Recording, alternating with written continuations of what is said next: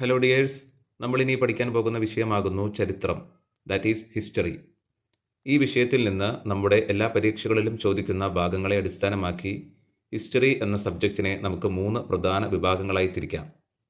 That are world history, Indian history and Kerala history.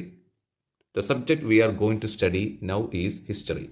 From this subject, we can divide the parts that are likely to be asked in our exams into 3 main categories. That are world history, Indian history and Kerala history.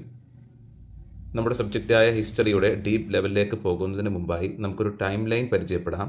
Before delving into the deeper points of the subject, let us first familiarise ourselves with a timeline. History പഠിക്കുന്ന ഏതൊരു വിദ്യാർത്ഥിയും BC AD എന്നീ കാലഘട്ടങ്ങളെക്കുറിച്ചുള്ള വ്യക്തമായൊരു ധാരണ ഉണ്ടായിരിക്കണം. എങ്കിൽ മാത്രമാണ് നമ്മൾ പഠിക്കുന്ന ഐഡിയാസൊക്കെ നമുക്കൊരു കോൺസെപ്റ്റൽ മീനിങ്ങിൽ ഉൾപ്പെടുത്തി നമുക്കത് ഗ്രഹിക്കാൻ പറ്റുള്ളൂ. അപ്പോൾ നമുക്കതിനെക്കുറിച്ചൊന്ന് ഡിസ്കസ് ചെയ്യാം. നമ്മളിപ്പോൾ ജീവിക്കുന്ന വർഷം എന്ന് പറയുന്നത് 2025 ആണ്.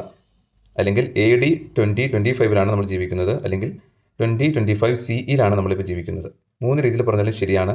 നമ്മളിപ്പോൾ ജീവിക്കുന്നത് AD 2025 അല്ലെങ്കിൽ 2025 അല്ലെങ്കിൽ 2025 CEയിലാണ്. ഇതെന്തുകൊണ്ടാണ് ഇങ്ങനെ വന്നത് എഴുതിയതെന്നൊക്കെ നമുക്ക് ഡിസ്കസ് ചെയ്യാം. അപ്പോൾ 2025 25 വർഷങ്ങൾക്ക് മുമ്പ് 2000 ആയിരുന്നു. 2000 100 വർഷങ്ങൾക്ക് മുമ്പ് 1900 ആയിരുന്നു. അതിനു മുമ്പ് 1800, പിന്നീട് 1600, 1500, 1400, 1200, 1000, 900, 600, 500, 100, 50, 40 ഇങ്ങനെ വന്ന് ഇതിപ്പോൾ 1 വരെ എത്തും. ഇനി നമ്മളൊരു റെഫറൻസ് പോയിന്റ് വെച്ചിട്ടുണ്ട്. അതിന് മുമ്പ് പിന്നീടുള്ളത് നമ്മളിങ്ങനെയാണ് BCയിലാണ് പറയുന്നത്. ഇതെങ്ങനെയാണെന്ന് നമുക്ക് നോക്കാം. അതായത് ജീസസ് ക്രൈസ്റ്റ് ജനിക്കുന്നതിന് തൊട്ട് മുമ്പുള്ള കാലങ്ങളിലെ വർഷങ്ങൾ നമ്മൾ പറയുന്നത് BCയിലാണ്. ജീസസ് ക്രൈസ്റ്റ് ജനിക്കുന്നതിന് മുമ്പുള്ള കാലഘട്ടം നമ്മൾ പറയുന്നത് BCയിലാണ്, ബിഫോർ ക്രൈസ്റ്റ്. ജീസസ് ക്രൈസ്റ്റ് ജനിച്ച ശേഷം മുതലുള്ള കാലം നമ്മൾ പറയുന്നത് ADയിലാണ്. ഓക്കെ, അപ്പോൾ BCയും ADയും സെയിം റെഫറൻസ് പോയിന്റിൽ തന്നെയാണ് വരുന്നത്. അപ്പോൾ BC വരുന്നത് ജനിക്കുന്നതിന് മുമ്പുള്ളത് BCയിലും, ജനിച്ച ശേഷമുള്ള കാലഘട്ടങ്ങളൊക്കെ നമ്മൾ ADയിലുമാണ് പറയുന്നത്. BCയുടെ ഫുൾ ഫോം ബിഫോർ ക്രൈസ്റ്റ് എന്നാണ്. ADയുടെ ഫുൾ ഫോം ആനോ ഡൊമിനി എന്നാണ്. ADയുടെ ഫുൾ ഫോം ആനോ ഡൊമിനിയുടെ meaning in the year of lord എന്നാണ്. ക്രിസ്തുവിൻ്റെ വർഷത്തിൽ എന്നാണ് ആനോ ഡൊമിനി, അതായത് ADയുടെ മീനിങ് എന്ന് പറയുന്നത്. ജീസസ് ക്രൈസ്റ്റ് ജനിച്ച് 33 വർഷക്കാലം ജീവിച്ചു. അതായത് AD 33 അദ്ദേഹം മരണപ്പെട്ടു. ഓക്കെ, ജീസസ് ക്രൈസ്റ്റ് ജനിക്കുന്നതിന് 5 വർഷങ്ങൾക്ക് മുമ്പുള്ള കാലഘട്ടം നമ്മൾ പറയുന്നത് 5 BC എന്നാണ്. 10 വർഷങ്ങൾക്ക് മുമ്പുള്ള കാലഘട്ടം നമ്മൾ പറയുന്നത് 10 BC എന്നാണ്. ജീസസ് ക്രൈസ്റ്റ് ജനിക്കുന്നതിന് 50 വർഷം മുമ്പുള്ള കാലഘട്ടം നമ്മൾ പറയുന്നത് 50 BC എന്നാണ്. ജീസസ് ക്രൈസ്റ്റ് ജനിച്ച ശേഷം ഉള്ള 40 വർഷത്തിന് ശേഷമുള്ള കാലം പറയുന്നത് AD 40 എന്നാണ്. ജീസസ് ക്രൈസ്റ്റ് ജനിച്ചതിന് ശേഷം വരുന്ന 50 വർഷത്തിന് ശേഷം വരുന്ന കാലം നമ്മൾ പറയുന്നത് AD 50 എന്നാണ്. വ്യക്തമായി മനസ്സിലായില്ലേ? ഇനി നമുക്ക് BC AD കുറിച്ച് ഒന്നും കൂടി നമുക്ക് ഡിസ്കസ് ചെയ്യാം. BCയുടെ ഫുൾ ഫോം ബിഫോർ ക്രൈസ്റ്റ് എന്നാണ്. BCയിൽ നമ്മളൊരു വർഷത്തെ റെപ്രസെൻറ്റ് ചെയ്യുമ്പോൾ നമ്പർ ആദ്യം ഇടണം. BC അതായത് ബിഫോർ ക്രൈസ്റ്റ് എന്നുള്ളത് രണ്ടാമത് എഴുതണം.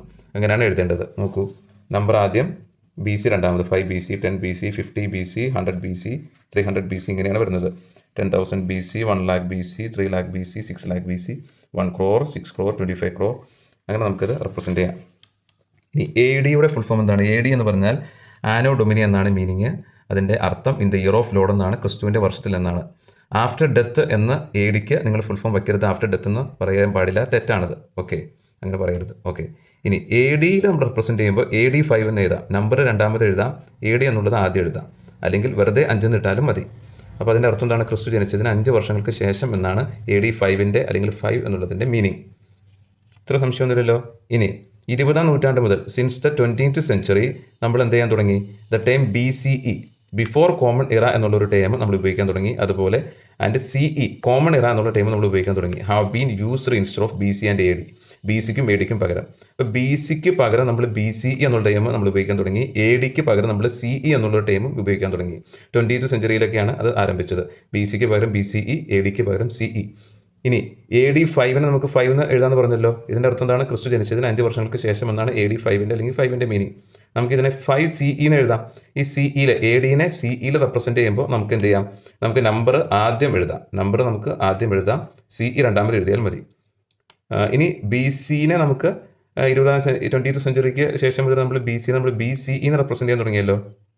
അപ്പോൾ നമുക്ക് BCE കൊടുക്കുമ്പോൾ നമ്മൾ നമ്പർ ആദ്യം എഴുതിയാൽ മതി. ഇപ്പോൾ BCയും CEയും നമ്മൾ യൂസ് ചെയ്യുമ്പോൾ നമ്പർ ആദ്യം എഴുതിയാൽ മതി.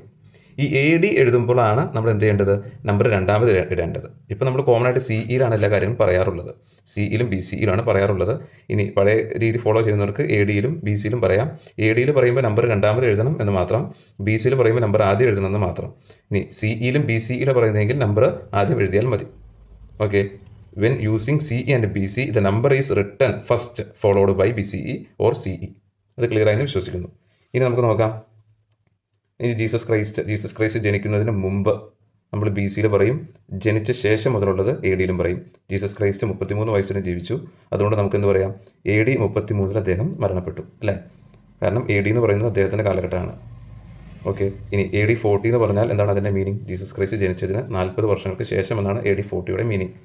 എ ഡി 50യുടെ മീനിങ് എന്താണ്? ജീസസ് ക്രൈസ്റ്റ് ജനിച്ചതിന് 50 വർഷങ്ങൾക്ക് ശേഷം എന്നാണ് അതിൻ്റെ മീനിങ്. അപ്പോൾ എ ഡിയിൽ ജീസസ് ക്രൈസ്റ്റിൻ്റെ ജീവിത കാലഘട്ടം എ ഡിയിൽ വരുന്നുണ്ട്. ഓക്കെ. ജീസസ് ക്രൈസ്റ്റിൻ്റെ ജനനത്തിന് മുമ്പുള്ള കാലഘട്ടങ്ങളാണ് ബി സിയിൽ വരുന്നത്. ഓക്കെ. ഇത് ക്ലിയർ ആയെന്ന് വിശ്വസിക്കുന്നു. ഇതിൻ്റെ റെഫറൻസ് പോയിന്റ് സെയിം പോയിന്റ് തന്നെയാണ് 1. ഇവിടെ തന്നെയാണ് എ ഡിയും ബി സി എടുക്കുന്നത്. ബി സി വരുമ്പോൾ അത് നമ്മൾ ജനനത്തിന് മുമ്പും എ ഡി അദ്ദേഹത്തിൻ്റെ ജനന കാലഘട്ടങ്ങളിലൂടെയാണ് എ ഡി പോകുന്നത്. എ ഡി 33 അദ്ദേഹം മരണപ്പെട്ടത് 33ാമത്തെ വയസ്സിൽ. അപ്പോൾ ഈ കാര്യങ്ങൾ മനസ്സിലായെന്ന് കരുതുന്നു. Thank you.